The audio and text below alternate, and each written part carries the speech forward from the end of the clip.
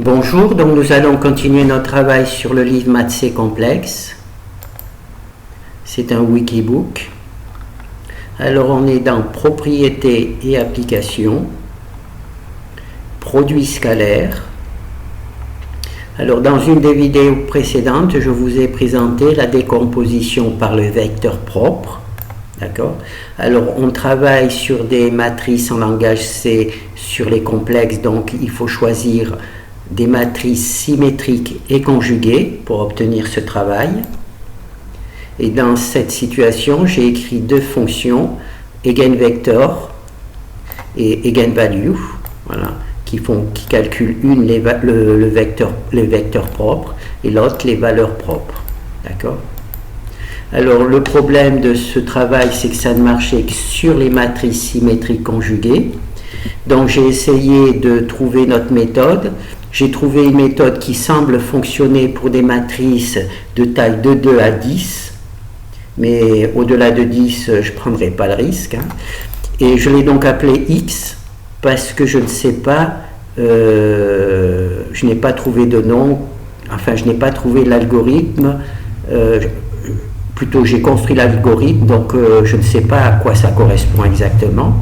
Alors là, on va travailler ici, c'est sur des matrices obligatoirement symétriques et conjuguées. Et là, on va travailler sur des matrices qui ne sont ni symétriques ni conjuguées. Alors, ce travail, c'est ici que les choses se passent. Alors, ce travail, lui, est basé sur deux fonctions, xv et xu. xv calcule les vecteurs xv et xu calcule les vecteurs xu. Comme dans le produit scalaire, dans le produit des vecteurs propres, il y avait deux fonctions, eigenvecteur et eigenvalue. Là aussi, il y a deux fonctions, mais elles travaillent sur...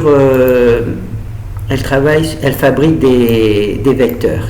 À partir de ces vecteurs, on va avoir des valeurs qui seront des valeurs x à la place des valeurs propres. Voilà. Et donc, c'est ce travail-là que je vais vous présenter. Mais dans un premier temps, je me suis aperçu, mais pas tout de suite, que l'on pouvait travailler avec ces vecteurs aussi sur des matrices symétriques et conjuguées. Et dans ce cas-là, on obtenait le même résultat qu'avec on retrouve les valeurs propres et les vecteurs propres. Donc on va voir ça rapidement.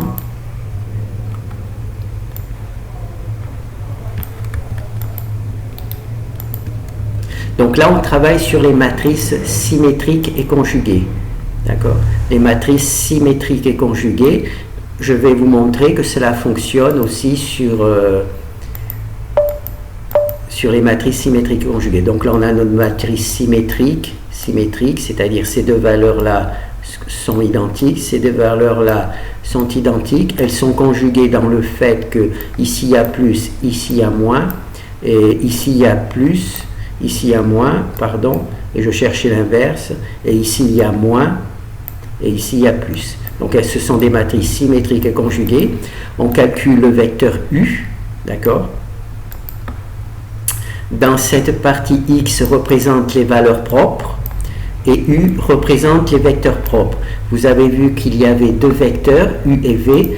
Ici, on se rend compte que quand on travaille avec des matrices conjuguées symétriques, le vecteur U est égal au vecteur V. Donc j'ai choisi de n'utiliser que le vecteur U pour cette décomposition particulière qui travaille sur les matrices symétriques conjuguées. Donc là, on a notre matrice A, là c'est notre vecteur propre U, là ce sont les valeurs propres, et quand qu'on obtient en multipliant par le transposé de U par A par U, et là on obtient nos valeurs propres, et quand on réutilise notre vecteur U et nos valeurs propres et la transposée de U, on retrouve A, d'accord. On va voir ça ici. Alors ici, on va travailler sur les matrices symétriques conjuguées, symétriques et conjuguées, d'accord. Donc on prend la transposée de A. Là, on va calculer le vecteur U, X, UX, hein, c'est le vecteur UX, d'accord? Alors il faut rentrer la valeur, la transposée de A. Donc là, on prend la transposée de U, hein, que c'est notre vecteur que l'on a calculé avec cette fonction. Alors, bon, ben, on va faire une nouvelle version. Quand on multiplie, là, on va multiplier UT par A. On va multiplier UT par A, d'accord? Et ensuite, on multiplie par U. Et ensuite, le UT par A, on le multiplie par U, hein, c'est la multiplication. On va obtenir X. On va obtenir X. Alors, UT multiplié, multiplié par A, ça nous donne UTA. UTA multiplié par U, UTA multiplié par U, ça nous donne X. UT multiplié par A, ça nous donne UTA, et UTA multiplié par U, ça nous donne X. Et X, ce sont les valeurs propres. D'accord? Et quand on affiche ici la matrice A, et quand on prend la valeur propre, ici, hein, le X qu'on a calculé, la valeur propre, et qu'on la multiplie par U par la gauche et par UT par la droite, on retrouve A. Alors, quand on prend la matrice des valeurs propres, qu'on la multiplie par la gauche par U, qu'on la multiplie par la gauche par U, et qu'on la multiplie par la droite, donc ça nous donne UX, et quand UX par la droite par UT, par la droite UT, d'accord, on réobtient A. Voilà.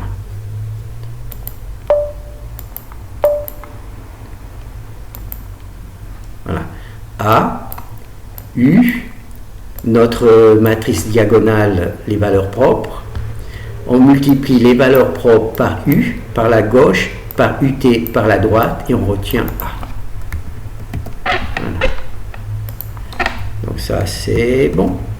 Donc ça, c'est le travail. Hein. Alors, maintenant, on va faire juste le calcul de la valeur propre. D'accord? On ne va pas aller jusqu'à recalculer A. Pourquoi? Parce qu'on va pouvoir vérifier avec Octave nos valeurs propres si on a les mêmes que celles d'Octave. Alors, on va revoir. Obligatoirement une matrice symétrique et conjuguée. D'accord? Là, on a notre vecteur U, qu'on a vu tout à l'heure. Là, on va multiplier UT par A et par U. UT par la gauche, on va multiplier A, UT par la gauche et U par la droite. Oh ben, j'aurais pu lancer. UT par la gauche, on va multiplier A, UT par la gauche et par la droite U. D'accord? Voilà. Et on va obtenir notre valeur propre. Donc on va lancer. Alors là, j'ai le code pour Octave.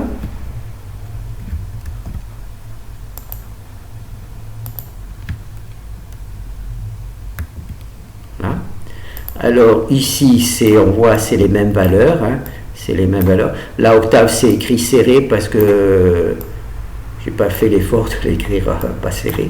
Donc voilà, c'est les mêmes valeurs. Alors ici, on a notre vecteur U. Ici, A, on le multiplie par UT par la gauche et par U par la droite. On obtient nos valeurs propres. Ces valeurs propres qui sont sur la diagonale, moi là, j'ai fait une petite fonction qui les écrit en ligne. Pourquoi? Parce que sur Octave, ils sont écrits en ligne. Voilà. Donc on a les mêmes valeurs ici avec Octave. D'accord? 15.03, 15.03. Donc on va en faire un autre. Alors il faut récupérer le code. Ah, oula, j'ai raté Octave. Pourquoi tu es trop petit? Voilà. Alors, on tape return et on a les bonnes valeurs. Voilà. On a les mêmes valeurs. D'accord? Donc là, je fais quelques trucs comme ça, comme j'ai l'habitude, pour montrer que ça ne bloque pas, même sur plusieurs appels. Je n'avais pas vérifié, c'est pour ça que je l'ai fait. Voilà. Return. Et voilà. Et donc là la multiplication de A par UT, le vecteur, par UT par la gauche et U par droite, ça nous donne une matrice diagonale. Et là, je l'ai transformée en matrice verticale pour que ça prenne la même place et que ça a la même forme que octave. Alors, c'est cette fonction qui est là. Donc, copier la matrice diagonale dans le vecteur colonne U. Voilà, c'est bien dit, hein. Copier la matrice diagonale dans le vecteur colonne U. Vecteur colonne, puisqu'il a une seule colonne, donc c'est obligatoirement un vecteur colonne. Et là, c'est le X. X, c'est la matrice diagonale. D'accord ? UT par A multiplié par U, ça nous donne les valeurs propres. Alors, bien entendu, une fois qu'on a les valeurs propres, on peut calculer la matrice inverse.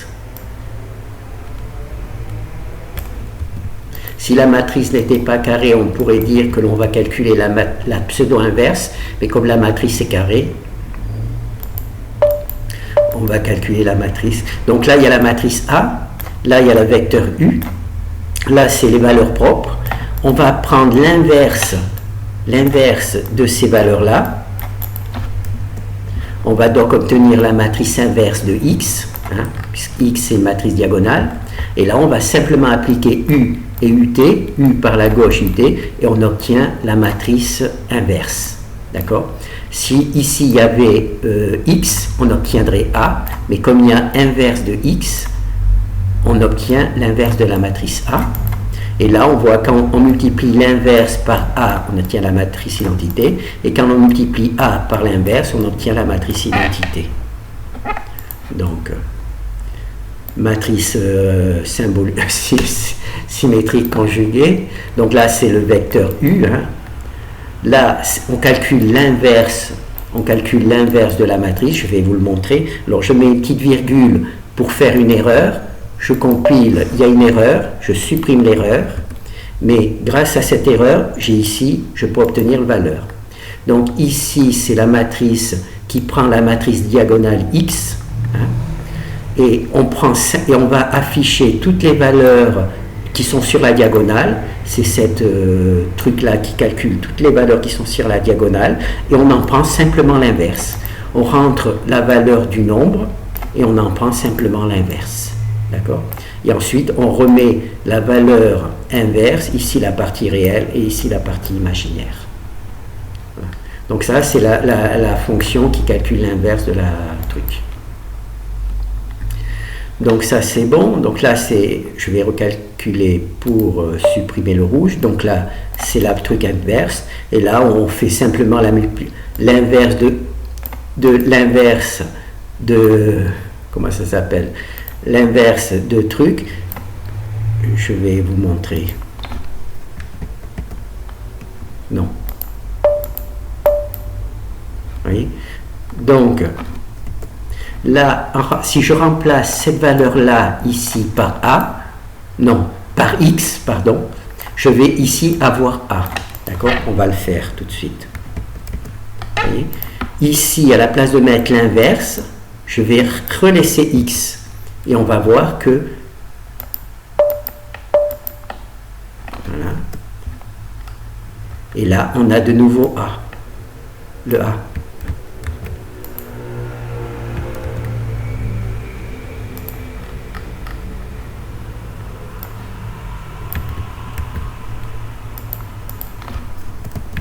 Voilà, on a de nouveau le A, 200 trucs, 340, 3 trucs, d'accord, 137 et là 137. Voilà.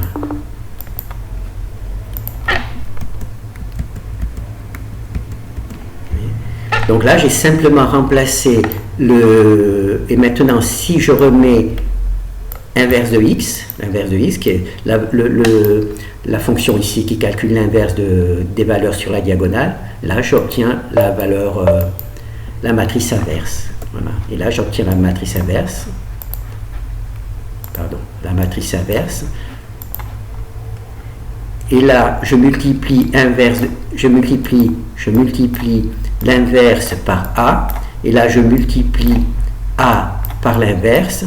Donc, j'obtiens inverse de A et A inverse qui sont affichés, A inverse et inverse de A. Et on voit que c'est à chaque fois la matrice diagonale. Donc, on a vraiment calculé la matrice inverse. Voilà, on a vraiment calculé la matrice inverse. Donc, ça, c'est bon.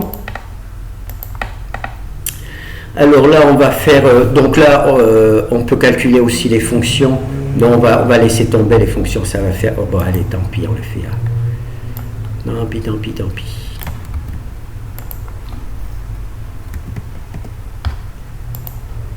Oui, c'est important aussi parce qu'il y a deux manières c'est pour ça que j'ai choisi ces deux exemples. Alors, matrice A, matrice U, valeur propre, on va prendre la racine de ces valeurs-là, puisqu'on veut calculer la racine de A, on va prendre les racines de ces valeurs-là, d'accord?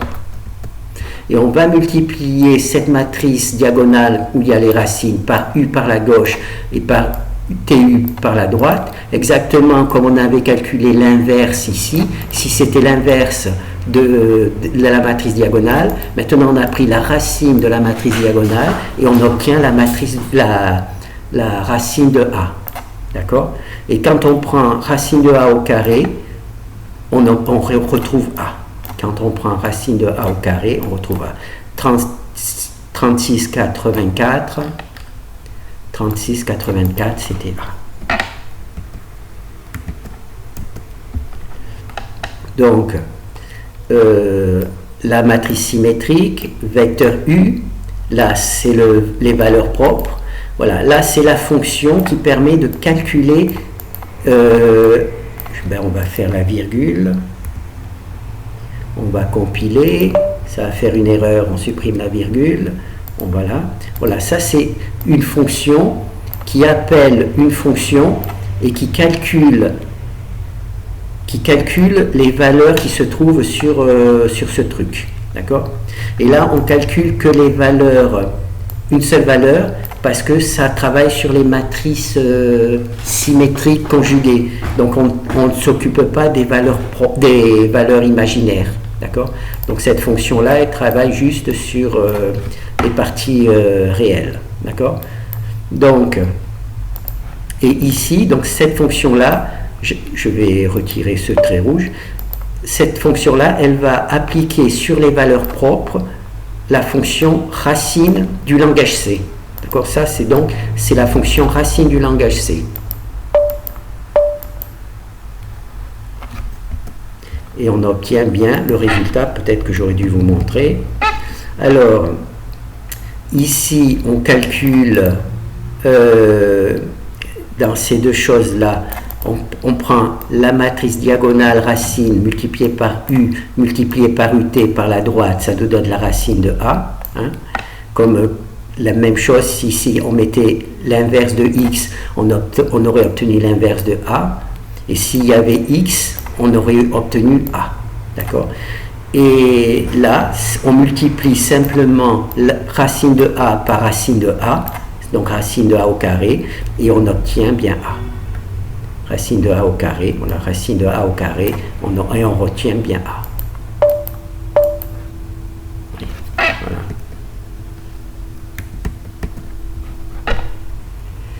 Voilà. Alors, donc là, vous avez vu, j'ai utilisé une fonction du langage C pour calculer une matrice racine de A. D'accord? J'ai utilisé directement la fonction C, mais parfois, le langage C n'a pas la bonne fonction. Donc on va voir la deuxième méthode. Donc là, ce que je vais faire, c'est calculer cosinus au carré plus sinus au carré. Donc naturellement, le langage C n'a pas cosinus au carré, donc je suis obligé de l'écrire. Donc je vais fermer ça pour ne pas me planter. Alors, moi je veux calculer sinus au carré plus cosinus au carré. Donc j'ai créé une fonction f qui fait sinus au carré, d'accord? Une fonction g qui fait cosinus par cosinus, donc cosinus au carré. Et je vais appeler sinus au carré avec la même fonction, mais à la place de mettre racine, je mets sinus au carré. Et là, au lieu d'appeler la fonction racine, comme tout à l'heure, j'ai appelé la fonction g, qui va donc calculer cosinus au carré. D'accord? On va voir ça. Pardon. Et là, on a donc, en appelant la fonction sinus au carré, on a donc sinus au carré. En appelant la fonction g, on a donc cosinus au carré. Et en additionnant sinus au carré plus cosinus au carré, on va voir ce que cela va donner. Donc A, U, et la valeur propre. Alors on va appliquer la fonction f pour avoir sinus au carré. Ensuite on va appliquer la fonction g sur chacune de ces valeurs pour avoir cosinus au carré. Donc là on a sinus au carré, cosinus au carré. Et quand on fait l'addition, on a la matrice identité, qui est bien la particularité de la trigonométrie appliquée aux matrices. Voilà. Donc là, c'est bon. Donc là, on a vu que notre fonction x, calcul les vecteurs de x, fonctionne bien avec les matrices symétriques. Conjuguées, elles nous donnent des valeurs propres et les vecteurs propres. Maintenant, on va voir directement la méthode directement. Donc, on va lire. Toutes ces pages sont basées sur les deux fonctions ci-dessus qui donnent le vecteur u et v. Donc, ça, c'est le vecteur xv et xu. Et ce sont ces deux vecteurs qui vont nous permettre. Et on voit qu'on va retrouver les mêmes propriétés qu'avec la truc. La différence...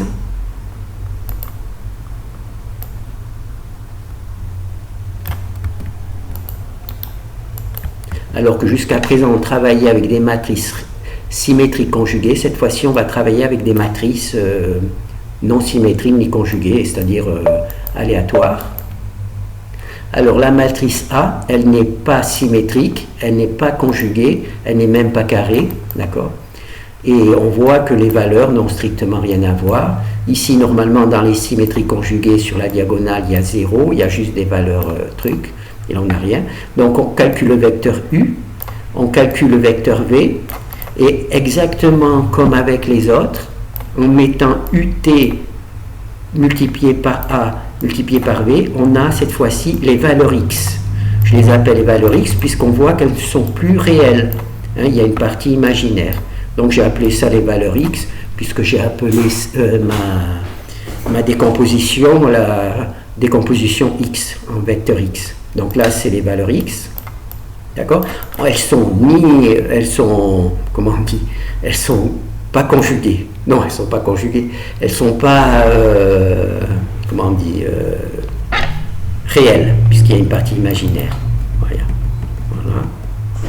Alors, maintenant, on va voir qu'on va pouvoir faire les mêmes travaux que l'on a fait précédemment sur des matrices qui ne sont pas symétriques, conjuguées.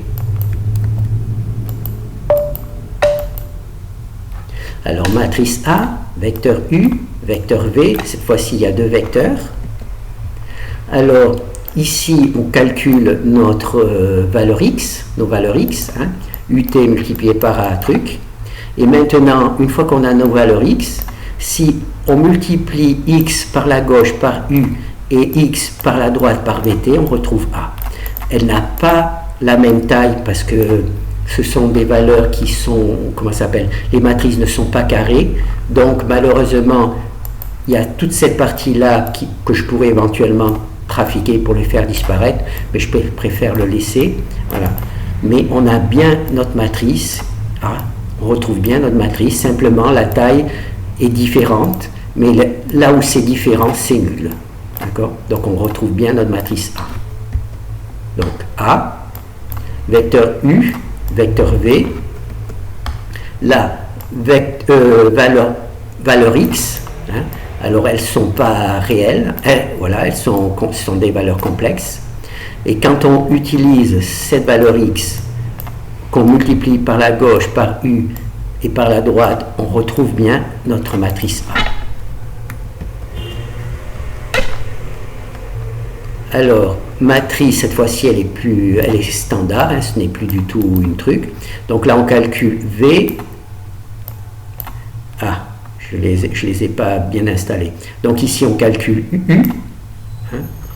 Ici, on calcule V. D'accord? Là, c'est le transposé de U et de V. Là, on fait le calcul UT multiplié par A. UT multiplié par A. Et UT multiplié par A multiplié par V. UTA multiplié par... non. Excusez-moi. Donc, UT multiplié par A. UT multiplié par A. D'accord? Là, le problème, c'est que les matrices n'ont pas la même taille. Donc, je remplace UTA par UTR pour qu'il ait la bonne dimension. Et donc là, ça fait UTA multiplié par V, UTA multiplié par V, simplement c'est R parce qu'on a changé la taille de truc. Mais ça peut arriver, mais ça donne quand même le bon résultat. D'accord? Et ensuite, c'est peut-être à ce niveau-là que je pourrais supprimer les lignes de 0. Je ne sais pas. Donc là, il y a A, d'accord? Et là, il y a U multiplié par les valeurs X, U multiplié par les valeurs X, et UX multiplié par les V transposés, et on retient bien AR, CA, avec ces lignes nulles supplémentaires, mais sinon on obtient bien A. Donc déjà, on a calculé nos valeurs propres, on a vu qu'on pouvait retrouver A. Maintenant, on va voir que l'on peut calculer le pseudo-inverse. Pseudo-inverse parce que il n'est pas carré. Il ne travaille pas sur les matrices carrées. C'est pour ça qu'on dit que c'est le pseudo-inverse. Et il est en règle générale, il fonctionne soit par la droite, soit par la gauche, mais pas par les deux. C'est pour ça qu'on l'appelle. Donc il y a A, il y a U, il y a V. Alors là, il y a X. Donc je vais prendre l'inverse de cette valeur-là, l'inverse de cette valeur-là, l'inverse de cette valeur-là. C'est ici, c'est donc cette matrice-là. C'est l'inverse de la matrice diagonale. Alors là, je récupère A. Je vais dans YouTube. Hop là. Voilà. Et là, je vérifie mes colonnes d'inverse, pseudo-inverse. Alors naturellement, Octave, lui qui est plus balèze, hein, il a supprimé les lignes nulles. Moi, je les ai laissées, et on voit que c'est les mêmes valeurs. D'accord? Là. La seule différence, c'est que moi, j'ai gardé les valeurs, les trucs pour me faciliter les calculs. Voilà, pour faciliter les calculs. J'aurais pu afficher, trouver un moyen pour supprimer les valeurs trucs. Et là, c'est la dernière truc, la dernière colonne. Voilà. On a les mêmes valeurs.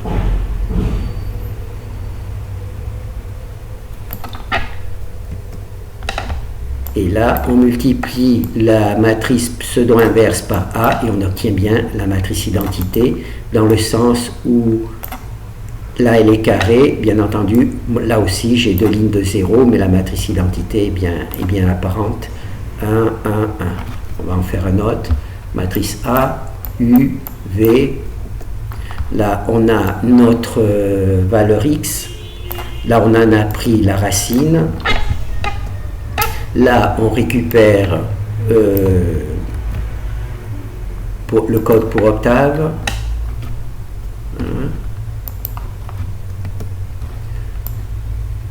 Là, si on tient compte juste des...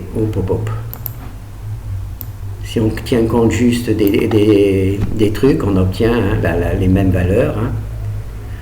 3 3, 0, 2, 6, 3, 0, 2, 6. 1, 4, 8, 2, 1, 4, 8, 2. Voilà, on obtient bien les mêmes valeurs. Et ensuite, je multiplie par la gauche la matrice A et j'obtiens bien la matrice identité. Bien entendu, si on ne tient pas compte des lignes nulles.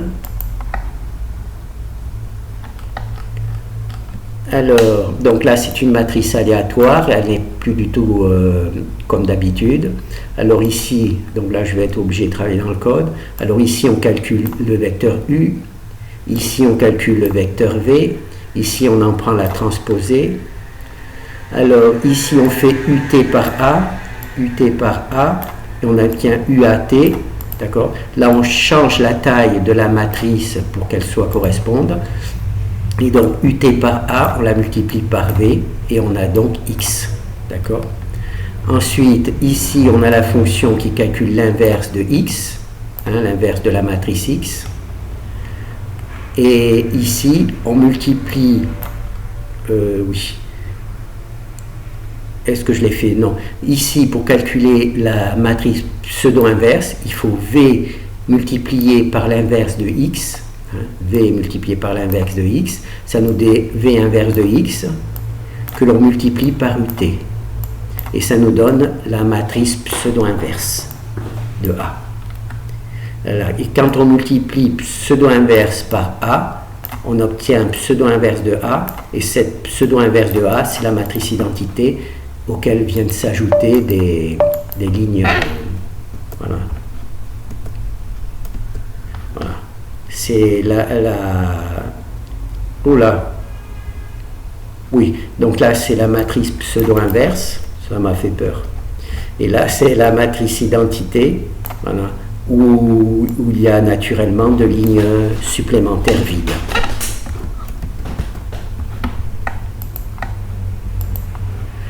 Donc, on peut aussi résoudre des systèmes d'équations que l'on ne peut pas résoudre avec la fonction Gauss-Jordan. Pourquoi?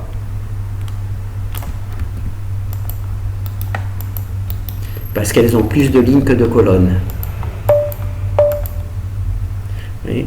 Donc elles ont ici elles ont 3 colonnes et 4 lignes. Et la matrice Gauss-Jordan la fonction Gauss-Jordan n'est pas capable de résoudre ce type de truc. Enfin, moi, j'en suis pas capable. Donc là, on calcule U, là, on calcule V. Alors, le système d'équations que l'on veut résoudre, c'est AXB. AXB, j'aurais dû le marquer, AXB. Donc, B, c'est cette valeur-là. Donc là, on calcule les vecteurs, U et V. Là, on calcule les valeurs propres. Grâce au vecteur U et V, on peut calculer les valeurs propres. On en prend l'inverse. Donc on a, on a l'inverse de X. Donc là, c'est le pseudo-inverse. Donc là, on a la pseudo-inverse. Et donc là, on vérifie que c'est bien un truc. Et là, on multiplie X. Alors, AXB, c'est notre système que l'on veut résoudre. Là, on multiplie l'égalité par la pseudo-inverse de A. D'accord? Donc, pseudo-inverse de A par A, ça nous donne la matrice identité. Pseudo-inverse par B, et donc X, ça nous donne donc multiplié par pseudo-inverse. Donc, on a multiplié la truc et on obtient cette valeur-là. D'accord? Alors, on va essayer de voir le code. Oh là, ça va être compliqué là. Bon. Alors, on calcule le vecteur U, on calcule ici le vecteur V, on calcule transposé de U, transposé de V. Donc là, on calcule les valeurs X, d'accord? Donc c'est l'habitude que l'on m'en fait. Là, on en prend l'inverse des valeurs X. Là, c'est pseudo-inverse, donc on a vu, on a les valeurs inverses de X sur la diagonale, et on obtient la matrice pseudo-inverse, qui n'est pas la matrice inverse, puisqu'elle ne fonctionne que sur la gauche. Donc là, on calcule la pseudo-inverse, donc on doit avoir la matrice, voilà. La pseudo-inverse par A, donc c'est la matrice identité. Et là, on résout le système, c'est-à-dire qu'on multiplie par la gauche, hein. On multiplie B par la gauche, on multiplie B par la gauche, et on obtient notre X. Oula. Donc ça c'est bon. Donc ça c'est des propriétés particulières, je ne vais pas les voir. Donc là c'est on résout des systèmes exactement comme ici. La différence c'est qu'ici on résout des systèmes avec comment ça s'appelle, une matrice A qui a plus de lignes que de colonnes. Donc ici c'est le pseudo inverse, mais ici comme elle a le même nombre de lignes que de colonnes, donc c'est avec la matrice inverse. Bon, on peut en faire un. On va faire le premier.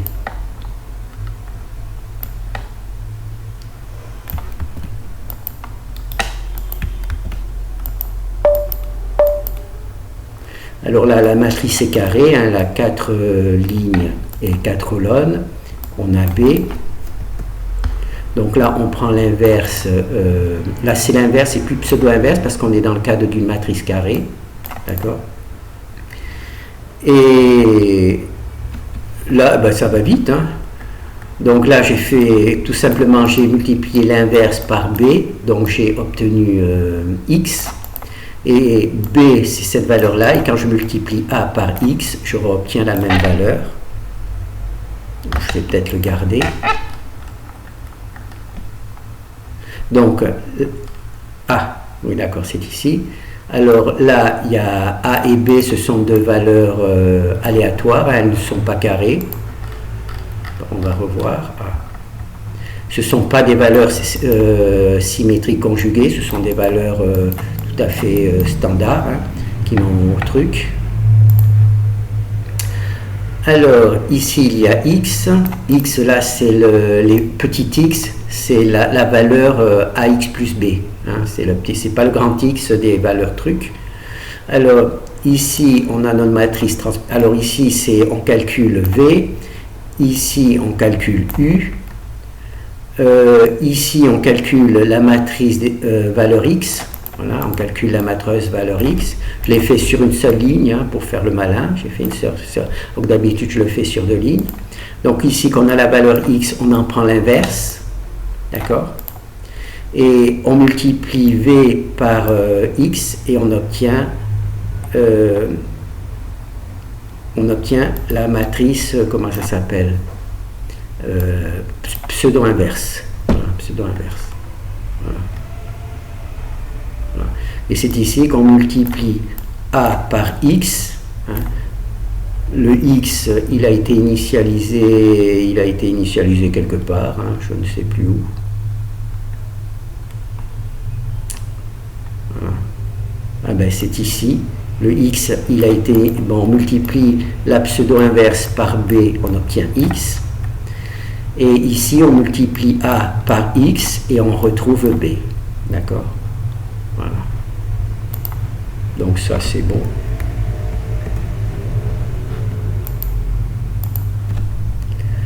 Donc ça c'est une propriété particulière, je vous laisse regarder. Je ne sais pas à quoi elle sert, mais elle permet de faire une factorisation QP. QP.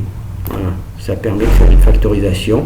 Cette factorisation a une particularité que si on calcule le déterminant de A, c'est égal au déterminant de Q multiplié par le déterminant de P. Donc c'est une factorisation que j'ai trouvée, donc je l'ai testée et ça a marché. Alors on peut aussi calculer les valeurs singulières. Alors on va peut-être où c'est qu'on va trouver les valeurs singulières les plus faciles à comprendre. Alors soit on calcule les valeurs singulières d'une matrice carrée, soit on peut aussi calculer les valeurs singulières d'une matrice qui n'est pas carrée, d'accord, où il y a plus de lignes que de colonnes. Et naturellement, ce qui caractérise, c'est que ce n'est pas une matrice symétrique. J'espère. Alors, matrice A, donc, on va la récupérer, le code, pour Gnuplot, pour Octave. Voilà, ça c'est calculer les valeurs. Voilà, ils sont là, les valeurs propres. Alors, on a A ici, Là, c'est ATA. Ah oui, pour les valeurs singulières, donc A, on travaille sur les trucs. Pour les valeurs singulières, il faut travailler sur la transposée de A multipliée par A ou la transposée ou A multipliée par la transposée de A. Donc là, j'ai choisi de travailler sur ATA. Donc là, on calcule les valeurs propres et les vecteurs propres, non pas de A, mais de ATA, parce que c'est comme ça qu'on calcule les valeurs singulières. Hein. Donc là, ATA multiplié par UT par VT, on obtient les valeurs singulières. Alors, est-ce que... Non, non là, on obtient, je ne sais pas ce qu'on obtient. Ah, elles sont là, les valeurs singulières. Oui. Donc là, elles sont calculées en diagonale. Et là, je les affiche. Pourquoi je les ai affichées deux fois?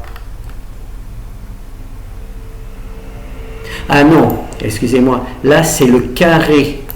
Ici, c'est le carré des valeurs singulières. Hein, c'est le carré des... Et je ne l'ai certainement pas marié. Ah oui, c'est ici. Et là, on en prend la racine. C'est pour ça qu'on n'a pas les mêmes les trucs. Et là, c'est les valeurs trucs. Alors, je ne sais pas comment il les donne. Ah, il les donne en diagonale. Pas de chance. Alors, toi, tu vas là-bas. Voilà. Bon, moi, je les donne en ligne. Tant pis, hein, ce sera plus facile. Voilà.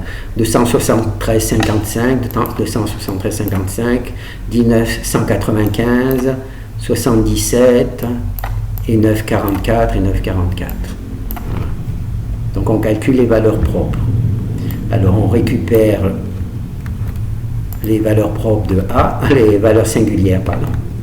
Donc là on a A et là on a les valeurs singulières de A.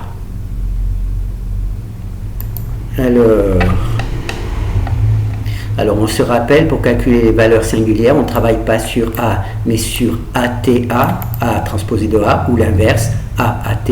Donc moi j'ai choisi de ATA. Alors on calcule les vecteurs X, oui, les vecteurs singuliers de U et de V. Là, on calcule comme d'habitude nos valeurs x, hein, ou nos valeurs singulières. Là, elles sont au carré. Hein. On travaille naturellement sur la matrice ATA et pas sur A. On applique les vecteurs UT et V. Là, on obtient le carré des valeurs propres, des valeurs singulières. Et quand on en prend la racine, hein, on prend la racine de ces valeurs-là, on obtient cette valeur-là et cette valeur-là. Voilà. Et naturellement, on s'aperçoit que les valeurs sont réelles et positives. 266, 266, 135, 135, c'est ce qui caractérise les valeurs singulières, c'est qu'elles sont positives et trucs.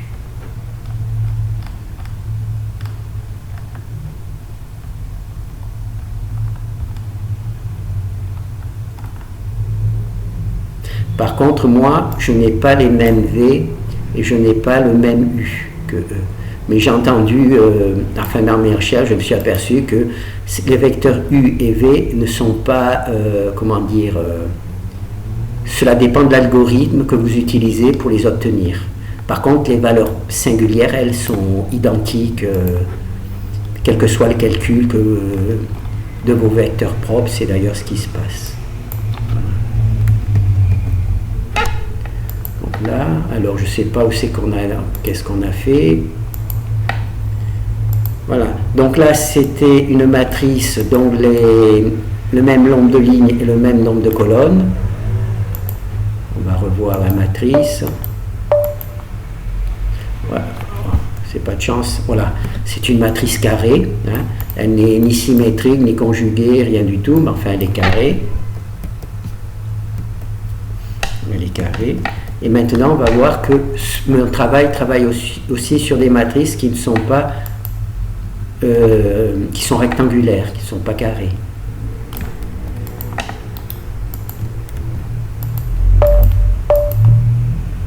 Alors là, on a une matrice. Bon, là, ça ne se voit pas bien qu'elle n'est pas carrée parce que Non. Non, non. Là, je vais tous les faire. C'est Octave que je veux. Voilà. Alors, on va calculer. Donc là, on voit que la matrice n'est pas carrée. Elle a 3 lignes et 5 colonnes. Non, elle a 3 colonnes et 5 lignes. Donc là, on a AT. Donc nous, on veut les valeurs singulières de la matrice A, mais pour cela, on va travailler sur la matrice ATA. J'ai une explication j'ai une vidéo sur l'explication de l'algorithme. Il faut le chercher sur Internet. Donc là, il y a U, là, il y a V. Et donc ici, il y a notre matrice truc.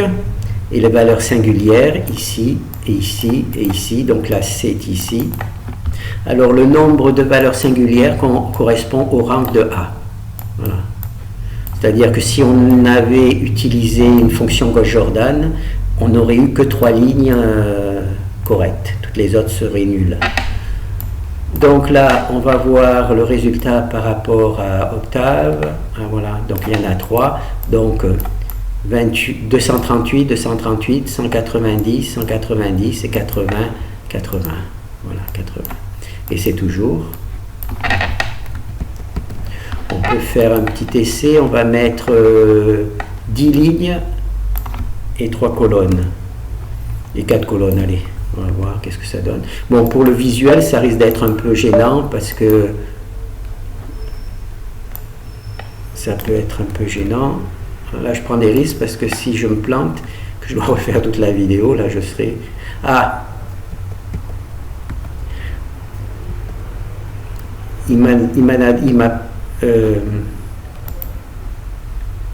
Pourquoi il m'en a donné que 3 de valeurs propres? Pourquoi il m'a donné que 3 valeurs propres?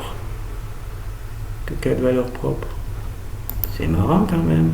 Je vais fermer. Est-ce qu'il aurait de la mémoire? J'en avais demandé peu, maintenant j'en demande 10. Donc là, j'ai bien marqué 10. J'en veux 10 des valeurs propres. Aïe.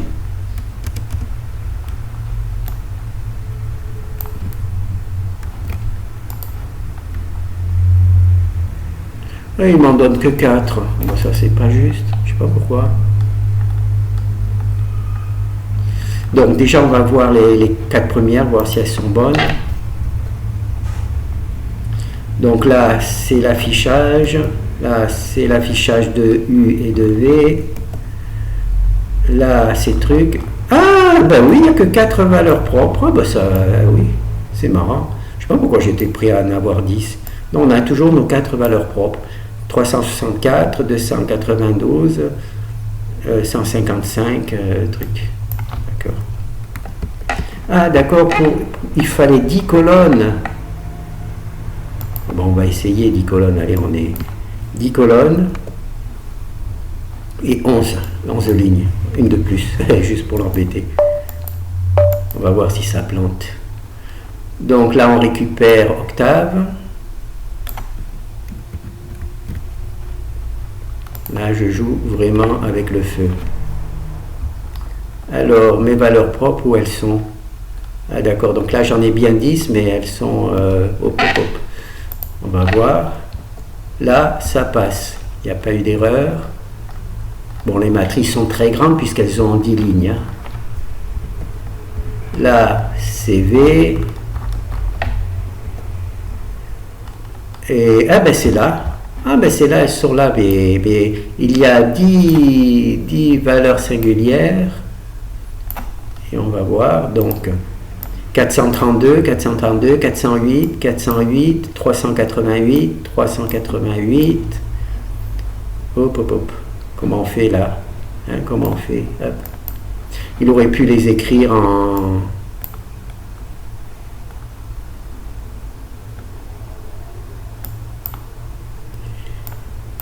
Il aurait pu les écrire en ligne. Hein. Hop, hop, hop, hop, hop. Bon, ben, je vais pas m'en sortir. Alors, 316, 316,